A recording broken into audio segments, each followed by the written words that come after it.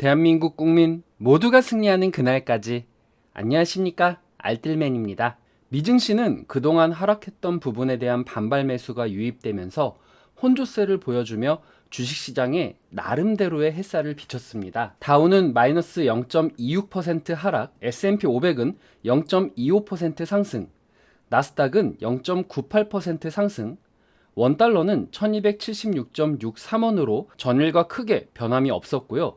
빅스지수는 32.99로 마이너스 5.06% 하락, MSCI 코리아 ETF 지수는 0.45% 상승, 2년물 국채금리는 마이너스 1.27% 하락, 10년물 국채금리는 마이너스 2.92% 하락, 30년물 국채금리는 마이너스 2.53% 하락을 했습니다. 특징적인 주식으로는 먼저 부름이 있는데 온라인 중고차 판매 기업입니다. 예상보다 적은 분기 손실과 예상보다 나은 수익을 발표하면서 32.4% 상승이 되었습니다. 바이오헤븐제약 같은 경우에는 화이자가 뉴텍이라는 편두통약을 주요 제품으로 하는 바이오헤븐을 인수한다라는 소식에 68.4% 상승을 했습니다. 이날 연준 의원들의 다소 강한 발언이 이어졌지만 이미 시장에 노출된 범위 내 이야기이기 때문에 시장에 큰 영향을 주지는 못했습니다. 존 윌리엄스 뉴욕 연방준비은행 총재는 6월과 7월 회의에서 50bp 금리 인상을 해야 된다라고 말을 했습니다. 이어서 금리 인상이 실업률을 높이는 계기가 될 수 있기는 하지만 미국 경제가 연착륙을 달성할 수 있을 것이다 라고 말을 했습니다. 로레타 메스터 클리블랜드 연은 총재 역시 6월과 7월 회의에서 50bp 금리 인상은 아주 타당하다라고 말을 했습니다.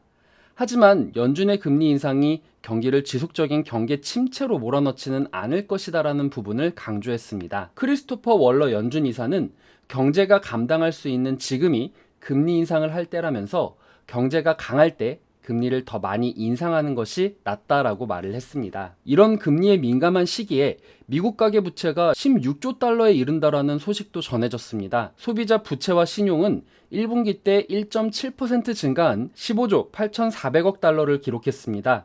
주로 모기지 부채가 21년 1분기보다 10% 증가를 하였고 1분기 학자금 대출 부채는 140억 달러 증가해서 전년 대비 6.5% 증가를 했습니다. 전체적으로 부채 증가에 대해서 소비자 물가 인플레이션이 3월까지 지난 1년 동안 8.5% 상승을 했으며 금리가 수년간 최고로 치솟았기 때문입니다. 이 부분으로 연준은 금리를 높여서 서민들이 겪는 인플레이션에 대한 우려를 해소하고자 공격적인 금리 인상 카드를 만지고 있기는 하지만 아이러니하게도 이로 인해 가계부채 부담을 더 가중시킬 수도 있는 상황이 될 수도 있게 되었습니다. UBS의 마크 헤펠레는 인플레이션이 하락하고 성장이 지속될 것이라는 전망에도 불구하고 투자자들은 주요 경제 변수와 채권 시장의 큰 폭의 움직임으로 추가적인 주식 변동에 대비해야 된다라고 조언했습니다. 스위스커트 은행의 이펙 오즈크 데스카야 선임 애널리스트는 이번 주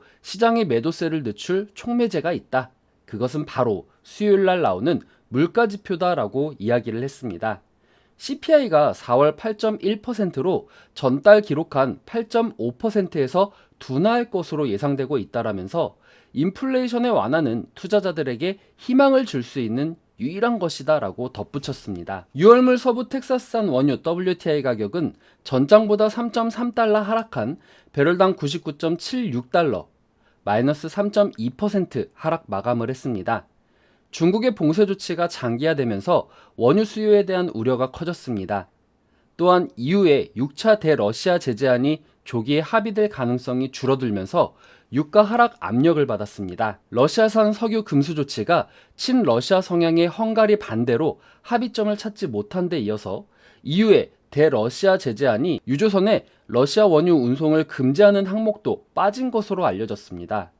몰타와 사이프러스, 그리스 등의 반대로 러시아의 에너지에 대한 제재 합의가 난항을 겪고 있음을 시사한다라고 합니다. 금일 국내 시장은 미증시와 마찬가지로 전일 급락했던 부분에 대한 반발 매수세 유입으로 인해 소폭 상승 출발이 예상은 됩니다. 아울러 유가가 드디어 100달러 이하로 떨어져서 4월 25일 이후에 가장 낮은 수준을 보이는 것도 국내 주식시장에 긍정적인 요인이 될 것이라고 생각을 합니다. 하지만 급격한 상승이나 추세 상승은 어려울 것으로 보입니다.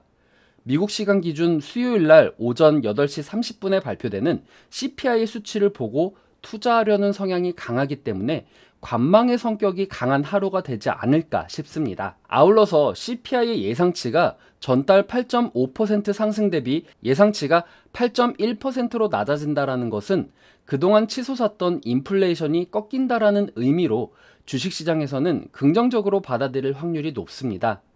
다만 아직까지 인플레이션의 주요 원인이라고 불리는 중국과 우크라이나발 이슈가 해소되지 않고 있기 때문에 무조건적으로 내일 CPI가 떨어질 것이다 생각해서 과감하게 투자하는 것은 다소 위험할 수도 있다라고 생각을 합니다. 조금은 늦더라도 수요일 CPI 발표를 보고 진입하시는 것이 다소 안전하게 진입할 수 있는 것이 아닌가 생각이 됩니다.